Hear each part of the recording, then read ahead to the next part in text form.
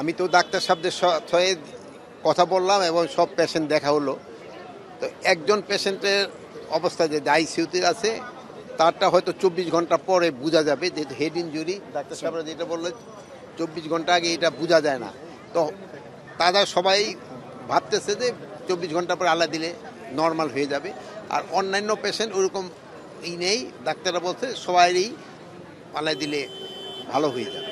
গতকালকে যে ঘটনাটি ঘটলো সেটা গাজীপুরে একজন সাবেক মন্ত্রী, যার বাড়িতে বৈষম্যবিরোধী ছাত্র আন্দোলনের শিক্ষার্থীদের আটকে রাখা হয়েছে, এমন অভিযোগে শিক্ষার্থীরা গেল, তাদের বেধড়ক মারধর করা হলো।